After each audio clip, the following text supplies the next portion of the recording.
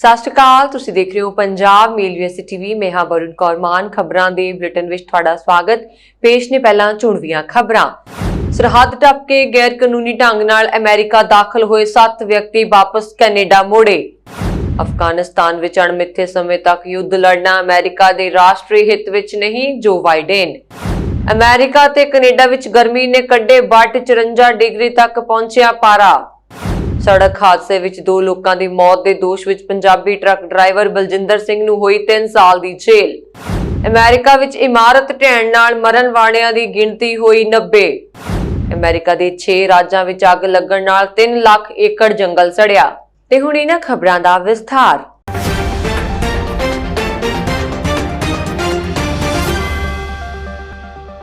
America ਦੇ border patrol ਅਧਿਕਾਰੀਆਂ ਨੇ ਸਰਹੱਦ ਟੱਪ ਕੇ ਗੈਰ ਕਾਨੂੰਨੀ ਢੰਗ ਨਾਲ ਅਮਰੀਕਾ ਦਾਖਲ ਹੋਏ 7 ਵਿਅਕਤੀਆਂ ਨੂੰ ਵਾਪਸ ਕੈਨੇਡਾ ਮੋੜ ਦਿੱਤਾ। ਮਿਲੀ ਖਬਰ ਅਨੁਸਾਰ 7 ਵਿਅਕਤੀ ਕਾਲੇ ਰੰਗ ਦੀ SUV ਵਿੱਚ ਸਵਾਰ ਹੋ ਕੇ ਕਿਊਬਕ ਤੋਂ ਅਮਰੀਕਾ ਦੇ ਵਰਮੌਂਟ ਸੂਬੇ ਦੇ ਡਰਬੀ ਲਾਈਨ ਸ਼ਹਿਰ ਨੇੜੇ ਪੈਂਦੀ ਹਸਕਲ ਫ੍ਰੀ ਲਾਇਬ੍ਰੇਰੀ ਤੇ ਓਪੇਰਾ ਹਾਊਸ ਦੇ ਘਾਹ ਵਾਲੇ ਮੈਦਾਨ ਰਾਹੀਂ ਅਮਰੀਕਾ ਵਿੱਚ ਦਾਖਲ ਹੋਏ। ਜਦੋਂ ਉਹ ਇੰਟਰਸਟੇਟ ਹਾਈਵੇ 91 ਤੇ ਦੱਖਣ ਵੱਲ ਨੂੰ ਜਾਣ ਲੱਗੇ ਤਾਂ ਬਾਰਡਰ ਪੈਟਰੋਲ ਦੇ ਅਧਿਕਾਰੀਆਂ ਨੇ ਉਹਨਾਂ ਨੂੰ ਰੋਕ ਲਿਆ ਤੇ ਪੁੱਛਗਿੱਛ ਕਰਨ ਤੋਂ ਬਾਅਦ ਵਾਪਸ ਕੈਨੇਡਾ ਭੇਜ ਦਿੱਤਾ। ਵਰਣਨਯੋਗ ਹੈ ਕਿ 8891 ਕਿਲੋਮੀਟਰ ਲੰਬਾਈ ਵਾਲੀ ਕੈਨੇਡਾ ਅਮਰੀਕਾ ਸਰਹੱਦ ਤੇ ਨਾ ਤਾਂ ਕੰਡਿਆਲੀ ਤਾਰ ਲੱਗੀ ਹੋਈ ਹੈ ਅਤੇ ਨਾ ਹੀ ਕੋਈ ਫੌਜ ਦਾ ਪਹਿਰਾ ਹੈ। ਕੋਰੋਨਾ ਕਰਕੇ ਕੈਨੇਡਾ ਸਰਕਾਰ ਵੱਲੋਂ ਇਹ ਸਰਹੱਦ 21 ਜੁਲਾਈ ਤੱਕ ਬੰਦ ਕੀਤੀ ਹੋਈ ਹੈ। ਅਮਰੀਕਾ ਦੇ ਰਾਸ਼ਟਰਪਤੀ ਜੋ ਬਾਈਡਨ ਨੇ ਐਲਾਨ ਕੀਤਾ ਹੈ ਕਿ ਅਫਗਾਨਿਸਤਾਨ ਵਿੱਚ ਕਰੀਬ 20 ਸਾਲ ਤੋਂ ਚੱਲ ਰਿਹਾ ਅਮਰੀਕੀ ਸੈਨਿਕ ਅਭਿਆਨ 31 ਅਗਸਤ ਨੂੰ ਖਤਮ ਹੋ ਜਾਵੇਗਾ। ਉਹਨਾਂ ਨੇ ਕਿਹਾ ਕਿ ਅਮਰੀਕੀ ਰਾਸ਼ਟਰ ਨਿਰਮਾਣ ਲਈ ਯੁੱਧ ਤੋਂ ਪ੍ਰਭਾਵਿਤ ਦੇਸ਼ ਨਹੀਂ ਪਾਇਆ ਗਿਆ। ਅਮਰੀਕਾ ਦੇ ਸਭ ਤੋਂ ਲੰਬੇ ਸਮੇਂ ਤੱਕ ਚੱਲੇ ਯੁੱਧ ਤੋਂ ਅਮਰੀਕੀ ਸੈਨਿਕਾਂ ਨੂੰ ਵਾਪਸ ਬੁਲਾਉਣ ਦੇ ਆਪਣੇ ਲਈ ਫੈਸਲੇ ਦਾ ਬਚਾਅ ਕਰਦੇ ਹੋਏ ਜੋ ਬਾਈਡਨ ਨੇ ਕਿਹਾ ਕਿ ਅਮਰੀਕਾ ਦੇ ਭਾਵੇਂ ਕਿੰਨੇ ਵੀ ਸੈਨਿਕ ਅਫਗਾਨਿਸਤਾਨ ਵਿੱਚ ਲਗਾਤਾਰ ਮੌਜੂਦ ਰਹੇ, ਪਰ ਉੱਥੇ ਦੀਆਂ ਅਟਲ ਸਮੱਸਿਆਵਾਂ ਦਾ ਹੱਲ ਨਹੀਂ ਕੱਢਿਆ ਜਾ ਸਕਦਾ। ਜੋ ਬਾਈਡਨ ਨੇ ਰਾਸ਼ਟਰੀ ਸੁਰੱਖਿਆ ਟੀਮ ਨਾਲ ਮੁਲਾਕਾਤ ਕਰਨ ਤੋਂ ਬਾਅਦ ਅਫਗਾਨਿਸਤਾਨ ਤੇ ਦਿੱਤੇ ਆਪਣੇ ਅਹਿਮ ਭਾਸ਼ਣ ਵਿੱਚ ਕਿਹਾ ਕਿ ਅਮਰੀਕਾ ਨੇ ਦੇਸ਼ ਵਿੱਚ ਆਪਣੇ ਸਾਰੇ ਟੀਚੇ ਪੂਰੇ ਕੀਤੇ ਸਨ ਅਤੇ ਸੈਨਿਕਾਂ ਦੀ ਵਾਪਸੀ ਲਈ ਇਹ ਸਮਾਂ ਸਹੀ ਸੀ। ਜੋ ਬਾਈਡਨ ਨੇ ਕਿਹਾ ਕਿ ਵਾਈਟ ਹਾਊਸ ਵਿੱਚ ਪੱਤਰਕਾਰਾਂ ਨੂੰ ਕਿਹਾ ਗਿਆ ਕਿ ਅਫਗਾਨਿਸਤਾਨ ਵਿੱਚ ਸਾਡਾ ਸੈਨਿਕ ਮਿਸ਼ਨ 31 ਅਗਸਤ ਨੂੰ ਖਤਮ ਹੋਵੇਗਾ। ਸੈਨਿਕਾਂ ਦੀ ਵਾਪਸੀ ਦਾ ਕੰਮ ਸੁਰੱਖਿਅਤ ਅਤੇ ਸਹੀ ਢੰਗ ਨਾਲ ਹੋ ਰਿਹਾ ਹੈ, ਜਿਸ ਵਿੱਚ ਵਾਪਸ ਪਰਤ ਰਹੇ ਸਾਡੇ ਸੈਨਿਕਾਂ ਦੀ ਸੁਰੱਖਿਆ ਸਭ ਤੋਂ ਪਹਿਲਾਂ ਹੈ। ਜੋ ਬਾਈਡਨ ਨੇ ਕਿਹਾ ਕਿ ਇਸ 20 ਸਾਲ 'ਚ 1000 ਅਰਬ ਡਾਲਰ ਖਰਚ ਹੋਏ, 2448 ਅਮਰੀਕੀ ਸੈਨਿਕ ਮਾਰੇ ਗਏ ਅਤੇ 20722 ਜ਼ਖਮੀ ਹੋਏ। ਉਹਨਾਂ ਨੇ ਕਿਹਾ ਕਿ 2 ਦਹਾਕੇ ਪਹਿਲਾਂ ਅਫਗਾਨਿਸਤਾਨ ਤੋਂ ਅਲ-ਕਾਇਦਾ ਦੇ ਅੱਤਵਾਦੀਆਂ ਦੇ ਹਮਲੇ ਤੋਂ ਬਾਅਦ ਜੋ ਨੀਤੀ ਤੈਅ ਹੋਈ ਸੀ, ਅਮਰੀਕਾ ਉਸ ਨਾਲ ਬੱਝਾ ਹੋਇਆ ਨਹੀਂ ਰਹਿ ਸਕਦਾ। ਰਾਸ਼ਟਰਪਤੀ ਨੇ ਕਿਹਾ ਕਿ ਬਿਨਾਂ ਕਿਸੇ ਵਾਜਬ ਉਮੀਦ ਦੇ ਅਮਰੀਕੀ ਲੋਕਾਂ ਦੀ ਇੱਕ ਹੋਰ ਪੀੜ੍ਹੀ ਨੂੰ ਵੱਖਰਾ ਨਤੀਜਾ ਪ੍ਰਾਪਤ ਕਰਨ ਲਈ ਅਫਗਾਨਿਸਤਾਨ ਵਿੱਚ ਜੰਗ ਲੜਨ ਲਈ ਨਹੀਂ ਭੇਜਿਆ ਜਾ ਸਕਦਾ। ਇਸ ਤੋਂ ਪਹਿਲਾਂ US ਦੀ ਫੌਜ ਨੇ ਘੋਸ਼ਣਾ ਕੀਤੀ ਸੀ ਕਿ ਸੈਨਿਕਾਂ ਦੀ ਵਾਪਸੀ ਦੀ ਪ੍ਰਕਿਰਿਆ 90% ਤੋਂ ਵਧੇਰੇ ਪੂਰੀ ਹੋ ਚੁੱਕੀ ਸੀ। ਅਮਰੀਕਾ ਤੇ ਕੈਨੇਡਾ ਦੇ ਪੱਛਮ ਵਿੱਚ ਤਾਪਮਾਨ ਇਨੀ ਦਿਨੀ ਰੋਜ਼ਾਨਾ ਨਵੇਂ ਰਿਕਾਰਡ ਬਣਾ ਰਿਹਾ ਹੈ। ਗਰਮੀ ਕਾਰਨ ਲੋਕਾਂ ਦਾ ਬੁਰਾ ਹਾਲ ਹੈ। ਲੂ ਦੇ ਕਹਿਰ ਕਾਰਨ ਅਮਰੀਕਾ ਵਿੱਚ ਹੁਣ ਤੱਕ ਕਈ ਲੋਕਾਂ ਦੀ ਜਾਨ ਜਾ ਚੁੱਕੀ ਹੈ। ਪੱਛਮੀ ਅਮਰੀਕਾ ਦਾ ਤਾਪਮਾਨ ਰੋਜ਼ਾਨਾ ਵਧਦਾ ਜਾ ਰਿਹਾ। ਇੱਥੇ ਲਗਾਤਾਰ ਤੀਜੇ ਦਿਨ ਵੀ ਰਿਕਾਰਡ ਤਾਪਮਾਨ ਦਰਜ ਕੀਤਾ ਗਿਆ। ਕੈਲੀਫੋਰਨੀਆ ਦੀ ਮਸ਼ਹੂਰ ਡੈਥ ਵੈਲੀ ਵਿੱਚ ਤਾਪਮਾਨ 130 ਡਿਗਰੀ ਫਾਰਨਹਾਈਟ ਤੱਕ ਜਾ ਪਹੁੰਚਿਆ। ਤਾਪਮਾਨ ਵਧਣ ਕਾਰਨ ਇੱਕ ਵਾਰ ਫਿਰ ਇਹ ਧਰਤੀ ਦਾ ਸਭ ਤੋਂ ਗਰਮ ਹਿੱਸਾ ਬਣ ਗਿਆ। ਉੱਥੇ ਪੱਛਮੀ ਕੈਨੇਡਾ ਵਿੱਚ ਤਾਪਮਾਨ 92 ਡਿਗਰੀ ਫਾਰਨਹਾਈਟ ਰਿਕਾਰਡ ਕੀਤਾ ਗਿਆ। ਇੱਥੇ ਕਈ ਥਾਵਾਂ ਤੇ ਜੰਗਲਾਂ ਵਿੱਚ ਭਿਆਨਕ ਅੱਗ ਲੱਗੀ ਹੋਈ ਸੀ। ਜੰਗਲੀ ਅੱਗ ਕਾਰਨ ਲੋਕਾਂ ਨੂੰ ਸੁਰੱਖਿਅਤ ਥਾਵਾਂ ਤੇ ਜਾਣ ਲਈ ਕਿਹਾ ਗਿਆ। ਡੈਥ ਵੈਲੀ ਦੇ ਕੇਂਦਰ ਵਿੱਚ ਮੌਜੂਦ ਫਰਨੇਸ ਕ੍ਰੀਕ ਵਿਜ਼ਿਟਰਜ਼ ਸੈਂਟਰ ਦੇ ਬਾਹਰ ਲੱਗੇ ਥਰਮਾਮੀਟਰ ਵਿੱਚ ਇਹ ਤਾਪਮਾਨ 134 ਡਿਗਰੀ ਫਾਰਨਹਾਈਟ ਤੱਕ ਪਹੁੰਚ ਚੁੱਕਾ ਹੈ। ਕੈਨੇਡਾ ਦੇ ਸੂਬੇ ontario ਦੇ ਹਾਈਵੇ 401 ਤੇ ਪੋਰਟ ਹੌਪ ਦੇ ਨੇੜੇ ਸਾਲ 2017 ਵਿੱਚ ਵਾਪਰੇ ਇੱਕ ਭਿਆਨਕ ਸੜਕ ਹਾਦਸੇ ਦੌਰਾਨ 2 ਲੋਕਾਂ ਦੀ ਮੌਤ ਦੇ ਦੋਸ਼ ਹੇਠ ਬਰੈਂਪਟਨ ਦੇ 56 ਸਾਲਾ ਇੱਕ ਪੰਜਾਬੀ ਮੂਲ ਦੇ ਟਰੱਕ ਡਰਾਈਵਰ ਬਲਜਿੰਦਰ ਸਿੰਘ ਨੂੰ 3 ਸਾਲ ਦੀ ਜੇਲ੍ਹ ਦੀ ਸਜ਼ਾ ਸੁਣਾਈ ਗਈ। ਜ਼ਿਕਰਯੋਗ ਹੈ ਕਿ ਇਹ ਹਾਦਸਾ 8 ਜੁਲਾਈ ਸੰਨ 2017 ਨੂੰ ਵਾਪਰਿਆ ਸੀ। ਬਲਜਿੰਦਰ ਸਿੰਘ ਦਾ ਟਰਾਂਸਪੋਰਟ ਟਰੱਕ ਅੱਗੇ ਜਾ ਰਹੇ ਇੱਕ ਪਿਕਅਪ ਟਰੱਕ ਨਾਲ ਟਕਰਾ ਗਿਆ ਸੀ। ਇਸ ਮਗਰੋਂ ਦੋਨਾਂ ਵਾਹਨਾਂ ਨੂੰ ਅੱਗ ਲੱਗ ਗਈ ਤੇ ਪਿਕਅਪ ਟਰੱਕ ਵਿੱਚ ਸਵਾਰ ਗਾਰਡੀਨਰ ਅਤੇ ਗਲੇਜ਼ੀਅਰ ਦੀ ਮੌਕੇ ਤੇ ਮੌਤ ਹੋ ਗਈ, ਜਦੋਂ ਕਿ ਸਿੰਘ ਇਸ ਹਾਦਸੇ 'ਚ ਵਾਲ-ਵਾਲ ਬਚ ਗਿਆ। ਦੱਸਿਆ ਗਿਆ ਹੈ ਕਿ ਮੌਸਮ ਬਿਲਕੁਲ ਸਾਫ਼ ਸੀ ਅਤੇ ਸਾਹਮਣੇ ਮੌਜੂਦ ਪਿਕਅਪ ਟਰੱਕ ਨੇ 4-ਵੇ ਫਲੈਸ਼ਰ ਵੀ ਜਗਾਏ ਹੋਏ ਸਨ, ਪਰ ਬਲਜਿੰਦਰ ਸਿੰਘ ਨੇ ਇਸ ਪਾਸੇ ਕੋਈ ਧਿਆਨ ਨਹੀਂ ਦਿੱਤਾ ਤੇ ਪਿਕਅਪ ਨੂੰ ਪਿੱਛੋਂ ਟੱਕਰ ਮਾਰ ਦਿੱਤੀ। ਬਲਜਿੰਦਰ ਸਿੰਘ ਸਾਲ 2007 ਵਿੱਚ ਕੈਨੇਡਾ ਰਿਫਿਊਜੀ ਵਜੋਂ ਆਇਆ ਸੀ ਤੇ ਸਾਲ 2009 ਵਿੱਚ ਪੱਕਾ ਹੋ ਗਿਆ ਸੀ। ਬਲਜਿੰਦਰ ਸਿੰਘ ਨੇ ਸ਼ੁਰੂਆਤ ਗੁਰੂ ਘਰ ਦੇ ਪਾਠੀ ਦੇ ਤੌਰ ਤੇ ਕੀਤੀ ਸੀ ਤੇ ਬਾਅਦ ਵਿੱਚ ਟਰੱਕ ਡਰਾਈਵਰ ਦਾ ਲਾਇਸੈਂਸ ਲਿਆ ਸੀ ਤੇ ਹਾਲੇ ਕੈਨੇਡੀਅਨ ਸਿਟੀਜ਼ਨਸ਼ਿਪ ਨਹੀਂ ਲਈ ਲਈ ਹੋਈ ਸੀ। ਦੱਖਣੀ ਪੂਰਬੀ ਅਮਰੀਕੀ ਸੂਬੇ ਫਲੋਰੀਡਾ ਵਿੱਚ 24 ਜੂਨ ਨੂੰ ਢਹੀ ਇਮਾਰਤ ਵਿੱਚ ਮ੍ਰਿਤਕਾਂ ਦੀ ਗਿਣਤੀ ਐਤਵਾਰ ਨੂੰ 86 ਤੋਂ ਵੱਧ ਕੇ 90 ਹੋ ਗਈ। ਕਾਉਂਟੀ ਦੇ ਮੇਅਰ ਲੈਵਨ ਕਾਵਾ ਨੇ ਕਿਹਾ ਕਿ ਮਿਆਮੀ ਖੇਤਰ ਤੇ ਕੰਜੀਮੀਨੀਅਮ ਟਾਵਰ ਤੇ ਢਹਿਣ ਕਾਰਨ ਮਰਨ ਵਾਲਿਆਂ ਦੀ ਗਿਣਤੀ ਐਤਵਾਰ ਨੂੰ 90 ਹੋ ਗਈ। ਹਾਦਸੇ ਤੋਂ ਬਾਅਦ ਰਾਹਤ ਕਾਰਜ ਲਗਾਤਾਰ ਜਾਰੀ ਨੇ। ਐਤਵਾਰ ਨੂੰ ਮਲਬੇ ਦੀ ਸਫਾਈ ਵਿੱਚ 4 ਹੋਰ ਲੋਕਾਂ ਦੀਆਂ ਲਾਸ਼ਾਂ ਮਿਲੀਆਂ। ਉਹਨਾਂ ਨੇ ਦੱਸਿਆ ਕਿ ਹਾਦਸੇ ਦੇ ਬਾਅਦ ਕਰੀਬ 31 ਲੋਕ ਅਜੇ ਵੀ ਲਾਪਤਾ ਨੇ।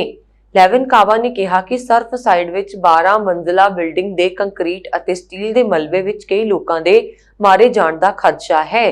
24 ਜੂਨ ਦੀ ਸਵੇਰ ਬਿਲਡਿੰਗ ਢਹਿ ਗਈ ਸੀ। ਹਾਦਸੇ ਤੋਂ ਬਾਅਦ ਕੁਝ ਲਾਪਤਾ ਲੋਕਾਂ ਨੂੰ ਲੱਭਿਆ ਗਿਆ, ਜਿਸ ਦੇ ਚਲਦਿਆਂ ਲਾਪਤਾ ਲੋਕਾਂ ਦੀ ਸੂਚੀ ਵਿੱਚ ਸ਼ਨੀਚਰਵਾਰ ਨੂੰ 12 ਲੋਕ ਹੋਰ ਘਟ ਗਏ।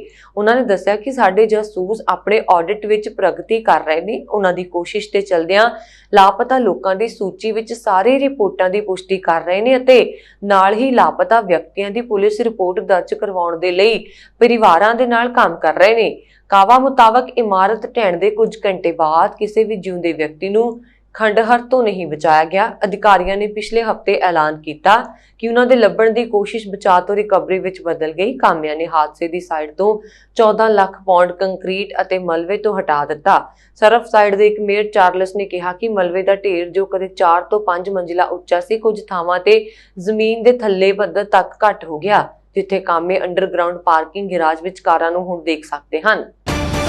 ਪੱਛਮੀ ਅਮਰੀਕਾ ਦੇ 6 ਰਾਜਾਂ ਵਿੱਚ ਅੱਗ ਲੱਗਣ ਨਾਲ 3 ਲੱਖ ਏਕੜ ਤੋਂ ਵੱਧ ਰਕਬੇ ਵਿੱਚ ਫੈਲਿਆ ਜੰਗਲ ਸੜ ਕੇ ਸੁਆਹ ਹੋ ਗਿਆ, ਜਦਕਿ ਤਾਪਮਾਨ ਰਿਕਾਰਡ ਹੱਦ ਤੱਕ ਵੱਧ ਜਾਣ ਕਾਰਨ ਪਾਵਰ ਗ੍ਰਿਡਾਂ ਉੱਪਰ ਦਬਾਅ ਪੈ ਰਿਹਾ ਹੈ, ਜਿਸ ਕਾਰਨ ਖਪਤਕਾਰਾਂ ਨੂੰ ਘੱਟ ਬਿਜਲੀ ਵਰਤਣ ਲਈ ਕਿਹਾ ਗਿਆ। ਇਕੱਲੇ ਓਰਗੋਨ ਵਿੱਚ 1,43,607 ਏਕੜ ਜੰਗਲ ਸੜ ਗਿਆ, ਜਦਕਿ ਇੱਥੇ ਅੱਗ ਉੱਪਰ ਕਾਬੂ ਪਾਉਣ ਵਿੱਚ ਕੋਈ ਸਫਲਤਾ ਨਹੀਂ ਮਿਲੀ। ਕੈਲੀਫੋਰਨੀਆ ਵਿੱਚ ਵੀ ਹਜ਼ਾਰਾਂ ਏਕੜ ਜੰਗਲ ਅੱਗ ਦੀਆਂ ਲਪਟਾਂ ਦੇ ਘੇਰੇ ਵਿੱਚ ਆਇਆ ਹੈ ਤੇ ਰਾਜ ਵਿੱਚ ਇਸ ਸਾਲ ਲੱਗੀ ਇਹ ਸਭ ਤੋਂ ਵੱਡੀ ਅੱਗ ਹੈ। ਅੱਗ ਕਾਰਨ ਨਿਵਾਡਾ ਦੀ ਵਾਸੋ ਕਾਉਂਟੀ ਵਿੱਚ ਘਰਾਂ ਨੂੰ ਖਤਰਾ ਪੈਦਾ ਹੋ ਗਿਆ। ਨਿਵਾਡਾ ਤੇ ਕੈਲੀਫੋਰਨੀਆ ਵਿੱਚ ਵਧੇਰੇ ਗਰਮੀ ਪੈਣ ਦੀ ਚੇਤਾਵਨੀ ਦਿੱਤੀ ਗਈ।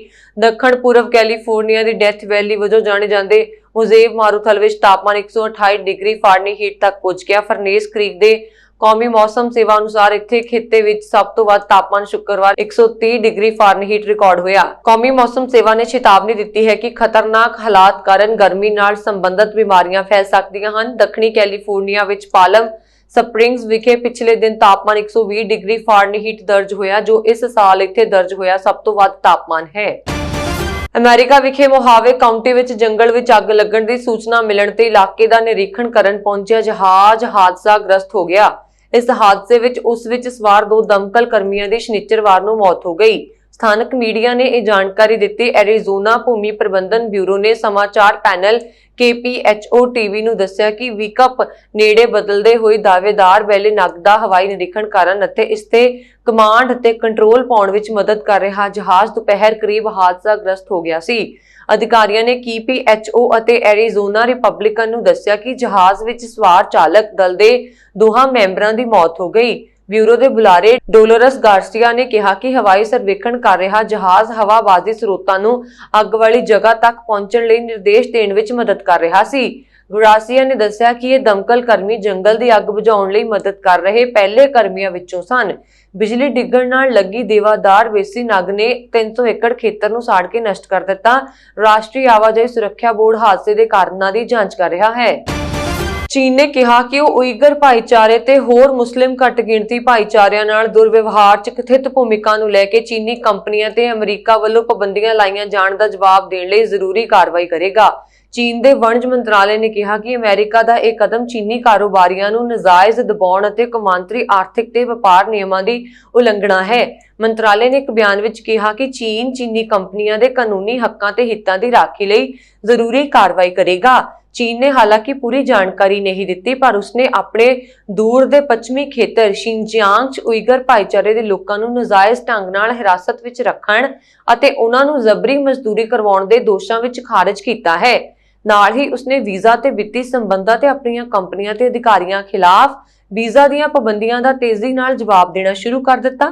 ਜ਼ਿਕਰਯੋਗ ਹੈ ਕਿ ਅਮਰੀਕੀ ਵਣਜ ਵਿਭਾਗ ਨੇ ਬੀਤੇ ਦਿਨੀ ਇੱਕ ਬਿਆਨ ਵਿੱਚ ਕਿਹਾ ਸੀ ਕਿ ਇਲੈਕਟ੍ਰੋਨਿਕ ਤੇ ਤਕਨੀਕੀ ਕੰਪਨੀਆਂ ਤੇ ਹੋਰ ਵਪਾਰ ਇਕਾਈਆਂ ਨੇ ਸ਼ਿਨਜਿਆਂਗ 'ਚ ਮੁਸਲਿਮ ਘੱਟ ਗਿਣਤੀਆਂ ਖਿਲਾਫ ਚੀਨੀ ਸਰਕਾਰ ਦੇ ਜ਼ੁਲਮ, ਸਮੂਹਿਕ ਹਿਰਾਸਤ ਤੇ ਉੱਚ ਤਕਨੀਕ ਨਿਗਰਾਨੀ ਮੁਹਿੰਮ ਨੂੰ ਮਜ਼ਬੂਤ ਕਰਨ 'ਚ ਮਦਦ ਕੀਤੀ। ਸਿੰਗਾਪੁਰ ਨਾਲ ਆਸਟ੍ਰੇਲੀਆ ਦਾ ਯਾਤਰਾ ਕਾਰੋਬਾਰ 2021 ਦੇ ਅੰਤ ਤੱਕ ਮੁਲਤਵੀ ਹੋ ਗਿਆ। ਇੱਕ ਮੰਤਰੀ ਨੇ ਇਸ ਸੰਬੰਧੀ ਪੁਸ਼ਟੀ ਕੀਤੀ। ਸਮਾਚਾਰ ਏਜੰਸੀ ਸ਼ਿਨਹੁਆ ਦੀ ਰਿਪੋਰਟ ਮੁਤਾਬਕ ਐਤਵਾਰ ਨੂੰ ਵਪਾਰ, ਸੈਰ ਸਪਾਟਾ ਤੇ ਨਿਵੇਸ਼ ਮੰਤਰੀ ਡੈਨ ਤਿਹਾਨ ਨੇ ਇਸ ਗੱਲ ਦੀ ਪੁਸ਼ਟੀ ਕੀਤੀ। ट्रैवल बबल जो कि मार्च 2020 ਤੋਂ ਬਾਅਦ ਪਹਿਲੀ ਵਾਰ ਦੋਹਾਂ ਦੇਸ਼ਾਂ ਦਰਮਿਆਨ ਕੁਆਰੰਟਾਈਨ ਮੁਕਤ ਯਾਤਰਾ ਦੀ ਆਗਿਆ ਦੇਵੇਗਾ। ਆਸਟ੍ਰੇਲੀਆ ਵਿੱਚ ਟੀਕਾਕਰਨ ਵਿੱਚ ਦੇਰੀ ਅਤੇ ਸਿਡਨੀ ਵਿੱਚ ਕੋਵਿਡ-19 ਦੇ ਪ੍ਰਕੋਪ ਕਾਰਨ ਮੁਅੱਤਲ ਹੋ ਗਿਆ। ਇਹ ਯੋਜਨਾ ਜੁਲਾਈ ਜਾਂ ਅਗਸਤ ਵਿੱਚ ਸ਼ੁਰੂ ਹੋਣ ਵਾਲੀ ਸੀ। ਤਿਹਾਨ ਨੇ ਦੱਸਿਆ ਕਿ ਜਦੋਂ ਲੋਕ ਯਾਤਰਾ ਬਹਾਲੀ ਦੀ ਆਸ ਕਰ ਰਹੇ ਸਨ ਤਾਂ ਇਹ ਵਾਇਰਸ ਦੀ ਤੀਜੀ ਲਹਿਰ ਕਾਰਨ ਰੱਦ ਕਰ ਦਿੱਤਾ ਗਿਆ। ਸਿਰਫ 10% ਆਸਟ੍ਰੇਲੀਆਈ ਲੋਕਾਂ ਦੀ ਤੁਲਨਾ ਵਿੱਚ ਸਿੰਗਾਪੁਰ ਦੇ 1/3 ਤੋਂ ਜ਼ਿਆਦਾ ਬਾਲਗ ਕੋਵਿਡ-19 ਖਿਲਾਫ ਪੂਰੀ ਤਰ੍ਹਾਂ ਟੀਕੇ ਲਗਵਾ ਚੁੱਕੇ ਨੇ। ਤਿਹਾਨ ਨੇ ਕਿਹਾ ਕਿ ਵੈਕਸੀਨ ਪਾਸਪੋਰਟ ਸਾਲ ਲਈ ਇੱਕ ਹਕੀਕਤ ਬਣ ਜਾਵੇਗਾ ਜਦੋਂ ਆਸਟ੍ਰੇਲੀਆਈ ਲੋਕਾਂ ਨੂੰ ਮੁੜ ਸੁਤੰਤਰ ਰੂਪ ਨਾਲ ਦੇਸ਼ ਛੱਡਣ ਦੀ ਆਗਿਆ ਹੋਵੇਗੀ। ਬ੍ਰਿਟਿਸ਼ ਕੋਲੰਬੀਆ ਦੀਆਂ ਪਿਛਲੀਆਂ ਚੋਣਾਂ ਵਿੱਚ ਅਹਿਮ ਮੁੱਦਾ ਰਹੇ ਸਰੀ ਅਤੇ ਲੈਂਗਲੀ ਸ਼ਹਿਰ ਦਰਮਿਆਨ ਸਕਾਈ ਟ੍ਰੇਨ ਪ੍ਰੋਜੈਕਟ ਨੂੰ ਅਮਲੀ ਜਾਮਾ ਪਹਿਨਾਉਂਦਿਆਂ ਸਰੀ ਪੁੱਜੇ ਪ੍ਰਧਾਨ ਮੰਤਰੀ ਜਸਟਿਨ ਟਰੂਡੋ ਨੇ ਇਸ ਦੀ ਉਸਾਰੀ ਲਈ ਫੈਡਰਲ ਸਰਕਾਰ ਵੱਲੋਂ 1.3 ਅਰਬ ਡਾਲਰ ਦੀ ਵਿੱਤੀ ਸਹਾਇਤਾ ਦੇਣ ਦਾ ਐਲਾਨ ਕੀਤਾ। ਦੱਸਣਯੋਗ ਹੈ ਕਿ ਇਸ ਪ੍ਰੋਜੈਕਟ ਉੱਤੇ ਕੁੱਲ 3.84 ਅਰਬ ਡਾਲਰ ਦਾ ਖਰਚ ਆਵੇਗਾ ਅਤੇ ਇਸ ਦੇ 2025 ਤੱਕ ਮੁਕੰਮਲ ਹੋਣ ਦਾ ਅਨੁਮਾਨ ਹੈ। ਸਰੀ ਵਿਚਲੇ ਕਿੰਗ ਜਾਰਜ ਸਟੇਸ਼ਨ ਤੋਂ ਲੈਂਗਲੀ ਦੀ 203 ਸਟਰੀਟ ਤੱਕ 16 ਕਿਲੋਮੀਟਰ ਲੰਬੀ ਇਸ ਸਕਾਈ ਟ੍ਰੇਨ ਲਾਈਨ ਦਰਮਿਆਨ 8 ਸਟੇਸ਼ਨ ਹੋਣਗੇ ਤੇ 3 ਬੱਸ ਸਟਾਪ ਬਣਨਗੇ। ਇਸ ਮੌਕੇ ਬੋਲਦਿਆਂ ਪ੍ਰਧਾਨ ਮੰਤਰੀ ਨੇ ਕਿਹਾ ਕਿ ਆਵਾਜਾਈ ਲਈ ਵਾਹਨਾਂ ਦੀ ਲਗਾਤਾਰ ਗਿਣਤੀ ਦੇ ਚਲਦਿਆਂ ਅਜਿਹੇ ਪ੍ਰੋਜੈਕਟ ਸਮੇਂ ਦੀ ਲੋੜ ਹੈ ਅਤੇ ਇਸ ਦੇ ਬਣ ਜਾਣ ਨਾਲ ਹਜ਼ਾਰਾਂ ਨੌਕਰੀਆਂ ਵੀ ਪੈਦਾ ਹੋਣਗੀਆਂ। ਬ੍ਰਿਟਿਸ਼ ਕੋਲੰਬੀਆ ਪ੍ਰੀਮੀਅਰ ਜੌਨ ਹੌਰਗਨ ਨੇ ਕਿਹਾ ਕਿ ਅਸੀਂ ਆਮ ਜਨਤਾ ਦੀ ਮੋਟਰ ਕਾਰਾਂ ਉੱਤੇ ਨਿਰਭਰਤਾ ਘਟਾਉਣੀ ਚਾਹੁੰਦੇ ਹਾਂ।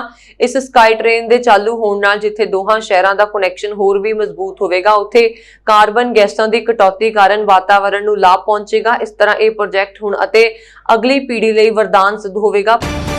ਹਾਂਗਕਾਂਗ ਦੇ ਐਪਲ ਡੇਲੀ ਅਖਬਾਰ ਨੂੰ ਜ਼ਬਰਦਸਤੀ ਬੰਦ ਕਰਵਾਏ ਜਾਣ ਤੋਂ ਪ੍ਰਸ਼ਾਸਨ ਵੱਲੋਂ ਅਖਬਾਰ ਦੇ ਮੁਲਾਜ਼ਮਾਂ ਨੂੰ ਗ੍ਰਿਫਤਾਰ ਕਰਨ ਸੰਬੰਧੀ 20 ਤੋਂ ਵੱਧ ਦੇਸ਼ਾਂ ਨੇ ਚਿੰਤਾ ਪ੍ਰਗਟਾਈ।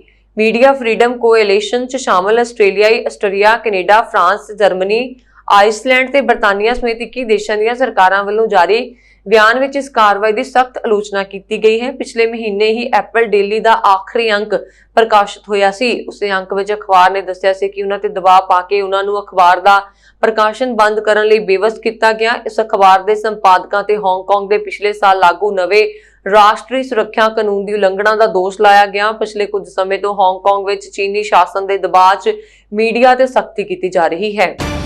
ਪੰਜਾਬ ਭਾਜਪਾ ਦੇ ਪ੍ਰਧਾਨ ਅਸ਼ਵਨੀ ਸ਼ਰਮਾ ਵੱਲੋਂ ਰਾਜਪੁਰਾ ਵਿੱਚ ਭਾਜਪਾ ਆਗੂਆਂ ਤੇ ਹੋਏ ਹਮਲੇ ਦੀ ਨਿਖੇਧੀ ਕੀਤੀ ਗਈ ਹੈ। ਉਹਨਾਂ ਨੇ ਕਿਹਾ ਕਿ ਕਿਸਾਨਾਂ ਦੀ ਆੜ ਵਿੱਚ ਕਾਂਗਰਸ ਤੇ ਅਕਾਲੀ ਦਲ ਦੇ ਵਰਕਰਾਂ ਵੱਲੋਂ ਪੰਜਾਬ ਦਾ ਮਾਹੌਲ ਖਰਾਬ ਕੀਤਾ ਜਾ ਰਿਹਾ।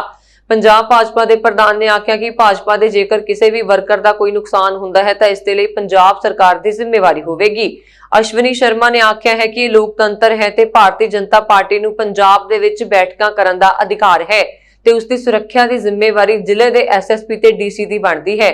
ਉਹਨਾਂ ਨੇ ਕਿਹਾ ਕਿ ਪੰਜਾਬ ਸਰਕਾਰ ਇਸ ਵੇਲੇ ਆਪਣੇ ਕੀਤੇ ਹੋਏ ਵਾਅਦਿਆਂ ਤੇ ਚੱਲਦੇ ਲੋਕਾਂ ਨੂੰ ਆਪਣੀ ਸਾਖ ਗਵਾ ਚੁੱਕੀ ਹੈ ਤੇ ਕਾਂਗਰਸ ਦੇ ਵਰਕਰ ਹੁਣ ਭਾਰਤੀ ਜਨਤਾ ਪਾਰਟੀ ਦਾ ਵਿਰੋਧ ਕਰਕੇ ਪੰਜਾਬ ਦਾ ਮਾਹੌਲ ਖਰਾਬ ਕਰਨਾ ਚਾਹੁੰਦੇ ਨੇ। ਅਸ਼ਵਨੀ ਸ਼ਰਮਾ ਨੇ ਆਖਿਆ ਹੈ ਕਿ ਅਸੀਂ ਡਰਾਂਗੇ ਨਹੀਂ। ਭਾਰਤੀ ਜਨਤਾ ਪਾਰਟੀ ਪੰਜਾਬ ਵਿੱਚ ਆਪਣੀਆਂ ਮੀਟਿੰਗਾਂ ਤੇ ਬੈਠਕਾਂ ਦਾ ਦੌਰ ਲਗਾਤਾਰ ਜਾਰੀ ਰੱਖੇਗੀ। ਪੰਜਾਬ ਭਾਜਪਾ ਦੀ ਕਾਰਵਾਈ ਤੋਂ ਬਾਅਦ ਮੀਡੀਆ ਨਾਲ ਗੱਲਬਾਤ ਕਰਦਿਆਂ ਸ੍ਰੀ ਜੋਸ਼ੀ ਨੇ ਆਖਿਆ ਕਿ ਉਹਨਾਂ ਕਿਸਾਨਾਂ ਅਤੇ ਪੰਜਾਬ ਦੇ ਲੋਕਾਂ ਦੇ ਹੱਕਾਂ ਦੀ ਗੱਲ ਕਰਕੇ ਕੋਈ ਗੁਨਾਹ ਨਹੀਂ ਕੀਤਾ, ਜਿਸ ਲਈ ਪਾਰਟੀ ਦੇ ਇਸ ਫੈਸਲੇ ਕਾਰਨ ਸ਼ਰਮਿੰਦਗੀ ਮਹਿਸੂਸ ਹੋਵੇ। ਉਹਨਾਂ ਸਿਰਫ ਪਾਰਟੀ ਦੀ ਸਾਖ ਨੂੰ ਬਚਾਉਣ ਲਈ ਸਭ ਕੁਝ ਕੀਤਾ ਹੈ। ਇਸ ਲਈ ਪਾਰਟੀ ਵੱਲੋਂ ਕੀਤਾ ਫੈਸਲਾ ਕੋਈ ਸਜ਼ਾ ਨਹੀਂ, ਸਗੋਂ ਉਹਨਾਂ ਲਈ 골ਡ ਮੈਡਲ ਹੈ। ਆਪਣੇ ਸਿਆਸੀ ਭਵਿੱਖ ਬਾਰੇ ਗੱਲ ਕਰਦਿਆਂ ਉਹਨਾਂ ਨੇ ਕਿਹਾ ਕਿ ਉਹ ਅੰਮ੍ਰਿਤਸਰ ਉੱਤਰੀ ਵਿਧਾਨ ਸਭਾ ਹਲਕੇ ਤੋਂ ਚੋਣ ਲੜਨਗੇ। ਉਹ ਸਿਆਸਤਦਾਨ ਹਨ ਅਤੇ ਸਿਆਸਤਦਾਨ ਹੀ ਰਹਿਣਗੇ। ਇੱਕ ਮਹੀਨਾ ਸਵੈ ਮੰਥਨ ਅਤੇ ਸਥਿਤੀ ਦਾ ਜਾਇਜ਼ਾ ਲੈਣ ਮਗਰੋਂ ਕੋਈ ਅਗਲਾ ਫੈਸਲਾ ਕਰਨਗੇ। ਆਪ ਅਤੇ ਹੋਰ ਸਿਆਸੀ ਪਾਰਟੀਆਂ ਵਿੱਚ ਸ਼ਾਮਲ ਹੋਣ ਦੀ ਚਰਚਾ ਨੂੰ ਉਹਨਾਂ ਨੇ ਅਫਵਾਹ ਕਰਾਰ ਦਿੱਤਾ। ਦਿੱਲੀ ਵਿਖੇ ਮੋਰਚੇ ਤੇ ਬੈਠੇ ਕਿਸਾਨਾਂ ਨੂੰ ਮਿਲਣ ਜਾਣ ਬਾਰੇ ਪੁੱਛੇ ਸਵਾਲ ਦੇ ਜਵਾਬ ਵਿੱਚ ਉਹਨਾਂ ਨੇ ਕਿਹਾ ਕਿ ਉਹ ਕਿਸਾਨਾਂ ਦੀ ਪ੍ਰਵਾਨਗੀ ਨਾਲ ਉਹਨਾਂ ਨੂੰ ਨਮਸਕਾਰ ਕਰਨ ਲਈ ਜਾਣਗੇ। ਉਹ ਇਸ ਵੇਲੇ ਕਿਸੇ ਸਿਆਸੀ ਪਾਰਟੀ ਨਾਲ ਜੁੜੇ ਹੋਏ ਨਹੀਂ ਹਨ ਅਤੇ ਇੱਕ ਆਮ ਵਿਅਕਤੀ ਹਨ। ਇਸ ਲਈ ਪਿਛਲੇ 1 ਸਾਲ ਤੋਂ ਸੰਘਰਸ਼ ਕਰ ਰਹੇ ਕਿਸਾਨਾਂ ਨੂੰ ਮਿਲਣ ਜਾਣਗੇ। ਕੇਂਦਰੀ ਖੇਤੀ ਕਾਨੂੰਨਾਂ ਨੂੰ ਲੈ ਕੇ ਕਿਸਾਨਾਂ ਅਤੇ ਭਾਜਪਾ ਦਰਮਿਆਨ ਜਾਰੀ ਰੇੜਕੇ ਦਰਮਿਆਨ ਰਾਜਪੁਰਾ ਵਿੱਚ ਤਣਾਅ ਵਾਲੇ ਹਾਲਾਤ ਬਣ ਗਏ। ਪਟਿਆਲਾ ਵਾਸੀ ਭਾਜਪਾ ਦੇ ਸੂਬਾਈ ਆਗੂ ਭੁਪੇਸ਼ ਅਗਰਵਾਲ ਸਮੇਤ ਕੁਝ ਹੋਰ ਆਗੂਆਂ ਨੂੰ ਐਤਵਾਰ ਅੱਧੀ ਰਾਤ ਤੱਕ ਸੈਂਕੜੇ ਕਿਸਾਨਾਂ ਨੇ ਰਾਜਪੁਰਾ ਵਿਚਲੀ ਕੋਠੀ ਵਿੱਚ ਬੰਦੀ ਬਣਾਇਆ ਹੋਇਆ ਸੀ। ਇੱਥੇ ਸੈਂਕੜੇ ਪੁਲਿਸ ਮੁਲਾਜ਼ਮ ਵੀ ਤਾਇਨਾਤ ਸਨ। ਪੰਜਾਬ ਵਿੱਚ ਕਿਸਾਨਾਂ ਵੱਲੋਂ ਭਾਵੇਂ ਕਈ ਭਾਜਪਾ ਆਗੂਆਂ ਦਾ ਘਿਰਾਓ ਕੀਤਾ ਜਾ ਚੁੱਕਾ ਹੈ, ਪਰ ਰਾਜਪੁਰਾ ਸ਼ਹਿਰ ਵਿਚਲੀ ਇਹ ਘਟਨਾ ਹੋਰ ਵੀ ਵੱਡੀ ਤੇ ਘਾਤਕ ਮੰਨੀ ਜਾ ਰਹੀ ਹੈ। ਪਟਿਆਲਾ ਦੇ ਡੀਆਈਜੀ ਵਿਕਰਮਜੀਤ ਦੁੱਗਲ ਖੁਦ ਪੁਲਿਸ ਫੋਰਸ ਦੀ ਅਗਵਾਈ ਕਰ ਰਹੇ ਸਨ। ਗੁਆਂਢੀ ਜ਼ਿਲ੍ਹਿਆਂ ਦੀ ਪੁਲਿਸ ਫੋਰਸ ਨੂੰ ਵੀ ਤਿਆਰ ਬਰ ਤਿਆਰ ਰਹਿਣ ਲਈ ਆਖਿਆ ਗਿਆ। ਜਾਣਕਾਰੀ ਅਨੁਸਾਰ ਰਾਜਪੁਰਾ ਦੀ ਵਾਰਡ ਨੰਬਰ 15 ਵਿੱਚ ਭਾਜਪਾ ਦੇ ਭਾਰਤੀ ਵਿਕਾਸ ਪਰਿਸ਼ਦ ਦੇ ਦਫ਼ਤਰ 'ਚ ਦਿਨ ਵੇਲੇ ਭਾਜਪਾ ਦੇ ਜ਼ਿਲ੍ਹਾ ਪ੍ਰਧਾਨ ਵਿਕਾਸ ਵਿੱਕੀ ਦੀ ਅਗਵਾਈ ਹੇਠ ਜ਼ਿਲ੍ਹਾ ਪੱਧਰੀ ਮੀਟਿੰਗ ਚੱਲ ਰਹੀ ਸੀ। ਮੀਟਿੰਗ ਦਾ ਪਤਾ ਲੱਗਦੇ ਹੀ ਵੱਡੀ ਗਿਣਤੀ ਕਿਸਾਨਾਂ ਨੇ ਭਾਜਪਾ ਆਗੂਆਂ ਦਾ ਘਿਰਾਓ ਕਰ ਲਿਆ। ਪੁਲਿਸ ਨੇ ਭਾਵੇਂ ਮੌਕੇ ਤੇ ਪੁੱਜ ਕੇ ਇਹਨਾਂ ਭਾਜਪਾ ਆਗੂਆਂ ਨੂੰ ਬਾਹਰ ਕੱਢਿਆ, ਪਰ ਇਸ ਦੌਰਾਨ ਰੋਸ ਆਏ ਕਿਸਾਨਾਂ ਨੇ ਇੱਕ ਕੌਂਸਲਰ ਸਮੇਤ ਕੁਝ ਹੋਰ ਭਾਜਪਾ ਕਾਰਕੁਨਾਂ ਦੀ ਖਿੱਚਤੂ ਵੀ ਕੀਤੀ। ਮੈਡੀਕਲ ਵਿਗਿਆਨੀਆਂ ਨੇ ਕਿਹਾ ਹੈ ਕਿ ਜੇਕਰ ਸਰਕਾਰ ਟੀਕਾਕਰਨ ਨਾਲ ਵਿਟਾਮਿਨ ਡੀ ਦੀ ਕਮੀ ਨੂੰ ਦੂਰ ਕਰਨ ਲਈ ਵੀ ਕਦਮ ਚੁੱਕੇ ਤਾਂ ਇਸ ਨਾਲ ਲੋਕ ਕੋਰੋਨਾ ਦੇ ਖਤਰੇ ਤੋਂ ਬਚ ਸਕਦੇ ਹਨ ਅਤੇ ਤੀਜੀ ਲਹਿਰ ਵੀ ਰੁਕ ਜਾਏਗੀ। ਇਹ ਪਤਾ ਲੱਗਾ ਹੈ ਕਿ ਜਿਨ੍ਹਾਂ ਲੋਕਾਂ 'ਚ ਵਿਟਾਮਿਨ ਡੀ ਦੀ ਕਮੀ ਹੈ ਉਹਨਾਂ ਨੂੰ ਕੋਰੋਨਾ ਇਨਫੈਕਸ਼ਨ, ਹਸਪਤਾਲ 'ਚ ਦਾਖਲ ਹੋਣ ਅਤੇ ਮੌਤ ਦਾ ਖਤਰਾ ਜ਼ਿਆਦਾ ਹੁੰਦਾ ਹੈ। ਕੋਰੋਨਾ ਦੀ ਤੀਜੀ ਲਹਿਰ ਦੀ ਸ਼ੰਕਾ ਦੌਰਾਨ ਖੋਜ ਦੇ ਇਹ ਨਤੀਜੇ ਬੇहद ਅਹਿਮ ਹਨ। ਐਪੀਡੈਮੀਓਲੋਜੀ ਇੰਟਰਨੈਸ਼ਨਲ ਜਰਨਲ 'ਚ ਪ੍ਰਕਾਸ਼ਿਤ ਖੋਜ ਅਨੁਸਾਰ ਯੂਰਪ ਅਤੇ ਅਮਰੀਕਾ 'ਚ ਪਹਿਲਾਂ ਹੋਈਆਂ ਕਈ ਖੋਜਾਂ 'ਚ ਇਸ ਗੱਲ ਦੀ ਪੁਸ਼ਟੀ ਹੋ ਚੁੱਕੀ ਹੈ ਕਿ ਵਿਟਾਮਿਨ ਡੀ ਦੀ ਕਮੀ ਨਾਲ ਜੂਝ ਰਹੇ ਲੋਕਾਂ 'ਚ ਇਨਫੈਕਸ਼ਨ ਦਰ ਜ਼ਿਆਦਾ ਸੀ। ਯੂਰਪ, ਅਮਰੀਕਾ ਸਮੇਤ ਕਈ ਦੇਸ਼ਾਂ ਵਿੱਚ ਕੋਰੋਨਾ ਮੌਤ ਦਾ ਦਰ ਜ਼ਿਆਦਾ ਹੋਣ ਦੀ ਵਜ੍ਹਾ ਵੱਡੇ ਪੱਧਰ ਤੇ ਲੋਕਾਂ ਦੀ ਵਿਟਾਮਿਨ ਡੀ ਦੀ ਕਮੀ ਹੋਣਾ ਵੀ ਹੈ। ਜਿਨ੍ਹਾਂ ਦੇਸ਼ਾਂ ਵਿੱਚ ਸੂਰਜ ਦੀ ਰੋਸ਼ਨੀ ਜ਼ਿਆਦਾ ਹੁੰਦੀ ਹੈ, ਉਹਨਾਂ ਦੇਸ਼ਾਂ ਦੇ ਮੁਕਾਬਲੇ ਮੌਤ ਦਰ ਘਟ ਰਹੀ ਹੈ। ਖੋਜ ਦੇ ਮੁਖੀ ਲੇਖਕ ਵਰਧਮਾਨ ਮਹਾਵੀਰ ਮੈਡੀਕਲ ਕਾਲਜ ਦੇ ਕਮਿਊਨਿਟੀ ਵਿਭਾਗ ਦੇ ਨਿਰਦੇਸ਼ਕ ਪ੍ਰੋਫੈਸਰ ਜੁਗਲ ਕਿਸ਼ੋਰ ਨੇ ਕਿਹਾ ਕਿ ਭਾਰਤ ਵੀ ਉਹਨਾਂ ਦੇਸ਼ਾਂ ਸ਼ਾਮਲ ਹੈ ਜਿੱਥੇ ਧੁੱਪ ਕਾਫੀ ਰਹਿੰਦੀ ਹੈ, ਜੋ ਵਿਟਾਮਿਨ ਡੀ ਦਾ ਇੱਕ ਕੁਦਰਤੀ ਸੋਮਾ ਹੈ, ਪਰ ਕੁਝ ਕਾਰਨਾਂ ਕਾਰਨ ਲੋਕ ਇਸ ਦਾ ਲਾਭ ਨਹੀਂ ਲੈਂਦੇ। ਜ਼ਰੂਰੀ ਹੈ ਕਿ ਹਫ਼ਤੇ 'ਚ ਕੁਝ ਘੰਟੇ ਧੁੱਪ ਸੇਕੀ ਜਾਵੇ। ਹਾਲਾਂਕਿ ਸਾਰਿਆਂ ਲਈ ਅਜਿਹਾ ਸੰਭਵ ਨਹੀਂ ਹੋ ਸਕਦਾ। ਨਤੀਜੇ ਵਜੋਂ 60% ਤੋਂ ਵੱਧ ਆਬਾਦੀ ਦੇ ਵਿਟਾਮਿਨ ਡੀ ਦੀ ਕਮੀ ਨਾਲ ਸ਼ਿਕਾਰ ਹੋਣ ਦੀ ਸੰਭਾਵਨਾ ਹੈ। ਯੂਰਪ ਅਤੇ ਅਮਰੀਕਾ 'ਚ ਇਹ ਫੀਸਦੀ ਬਹੁਤ ਜ਼ਿਆਦਾ ਹੁੰਦੀ ਹੈ। ਇਸ ਤਰ੍ਹਾਂ ਹੁਣ ਤੱਕ ਦੀਆਂ ਖਬਰਾਂ ਮੈਨੂੰ ਵਰੁਣ ਕੌਰ ਮਾਨੂ ਦੀ ਆ ਗਿਆ। ਹੋਰ ਖਬਰਾਂ ਦੇ ਲਈ ਸਾਡਾ YouTube ਚੈਨਲ ਪੰਜਾਬ ਮੇਲ USA TV ਸਬਸਕ੍ਰਾਈਬ ਕਰਨਾ ਨਾ ਭੁੱਲਣਾ। ਸਤਿ ਸ਼੍ਰੀ ਅਕਾਲ।